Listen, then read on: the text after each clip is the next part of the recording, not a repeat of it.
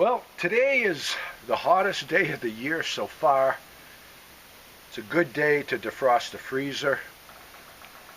The gas freezer has been on now for just about a solid year, starting to frost up, not performing quite like it should.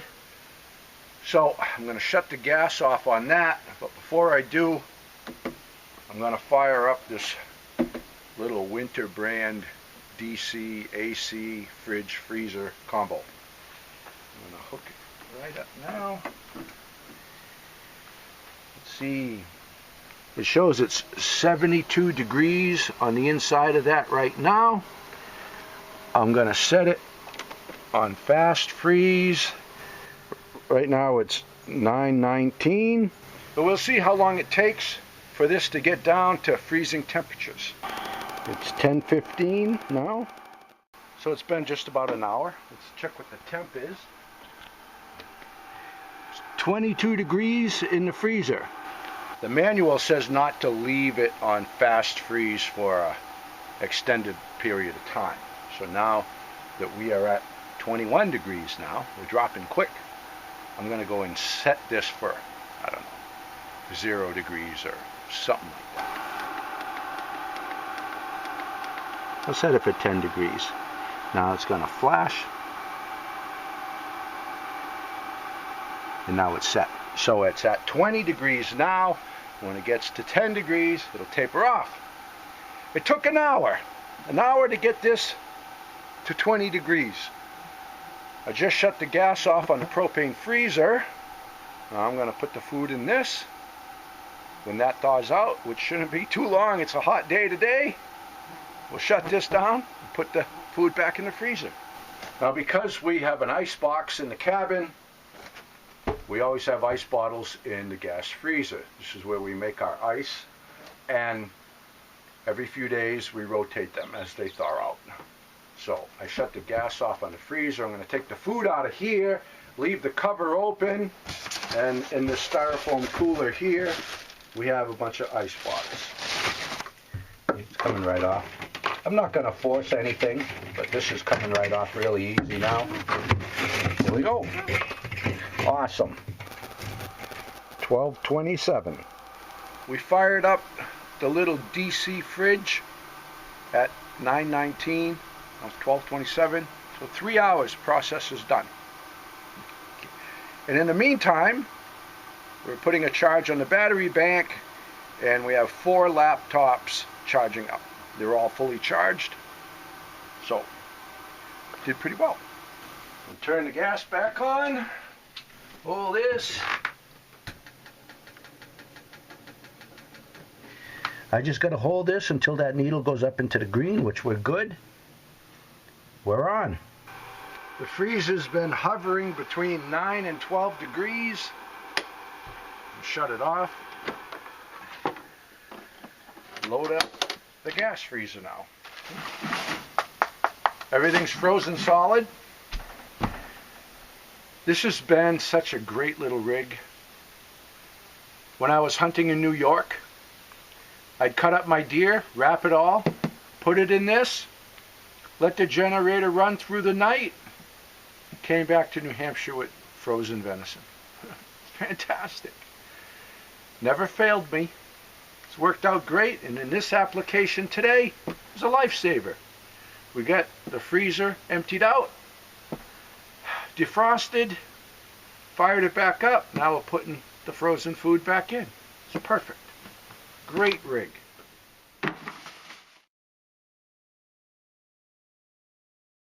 I want to get started cutting some trees. I'm just taking a moment to glass through the treetops of the trees that I'm intending on cutting. I want to make sure there's no nesting birds in them. I'd feel pretty lousy if I knocked a tree down and there would be baby birds strewn about. But I'm not seeing any birds coming and going from the trees I want to take down. I'm not seeing any nests, so I'm going to go ahead and cut them down. This property right here, it borders the camp on 2 sides. It was my dad's dream to own this land. It's always been my dream to own this land. But my dad never really pursued his dreams. He just left them as dreams. I've taken a different approach, which you know. I started attempting to buy this land 4 years ago, hit a dead end, kept hitting a dead end, but I stayed positive and I stayed focused, and I never adopt the notion that I can't do something or I can't have something. And as of June 29th, I became the owner of this land. So now I'm going to start opening up the camp yard. I'm going to take down a bunch of trees here. I want to make room for an outbuilding, place to get the ATVs under cover, and open up some sky so we can have solar. So I'm going to get cutting. Here we go.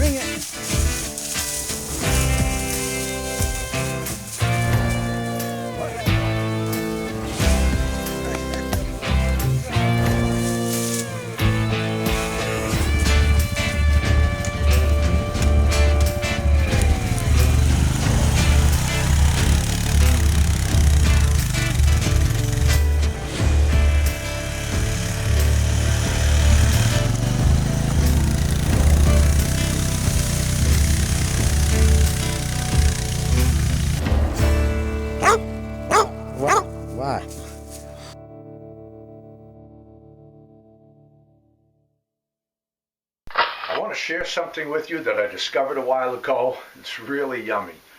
If you're an oatmeal lover like myself,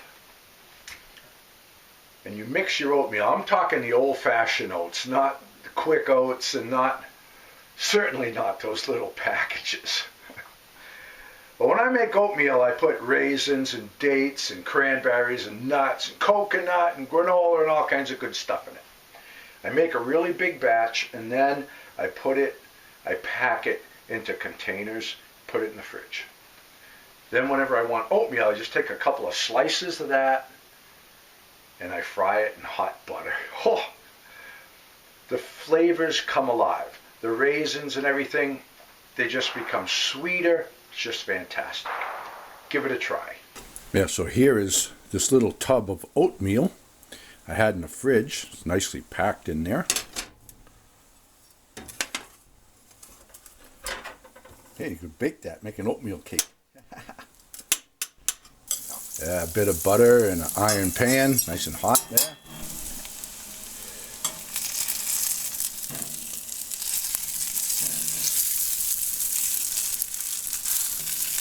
Oh yeah, that looks good. Now it doesn't need to be sweetened at all, but just a little bit of maple syrup really kicks it up a bit. When you fry this or bake it, the flavors from the raisins or whatever else you put in it really come alive. Sweeten it up with just a touch of maple syrup. It makes it into a dessert, and you feel like you shouldn't even be eating it for breakfast. It's that good. I mean, seriously, a few slices of this, maybe melt a little chocolate on it, put a little coconut. It would be just a nice little dessert. And it's oatmeal. There's no, I didn't put sugar in here, anything. Just fantastic. Give it a try.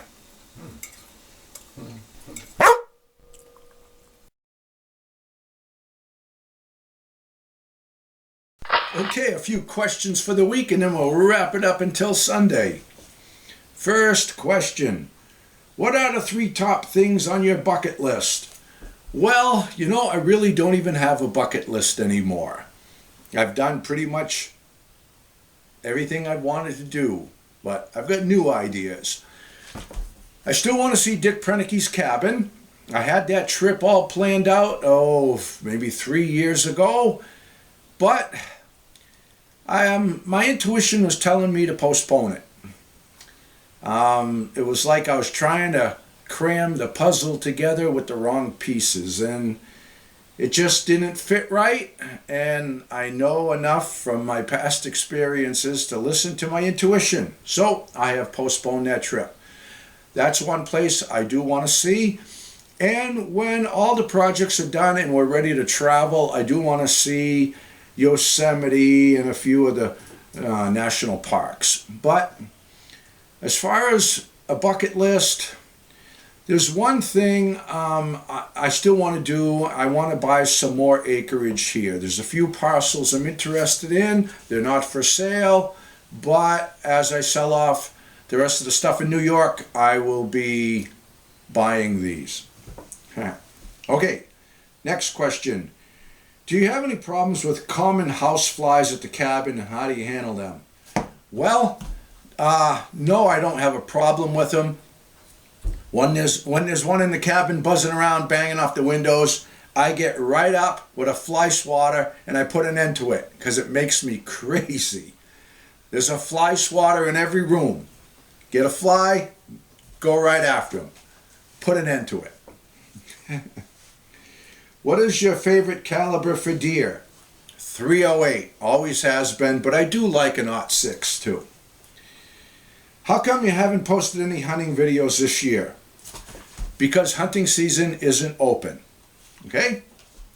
Last year was busy, like I said. Okay? I had priorities. We were facing our first winter here, a lot of unanswered questions, a lot of preparation needed to be done.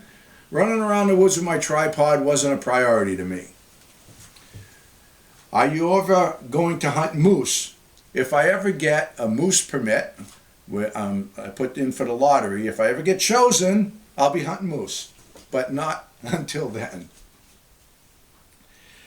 I'm building a cabin and using the bubble foil like you said, but I couldn't keep the rain out and rain got trapped between the bubble foil and the floor. What do you recommend? Not a problem. Nothing's ruined there. When I build, I put the bubble foil down, I put the plywood down, I cover the whole thing with a real strong plastic or a tarp. I frame my walls right on top of it.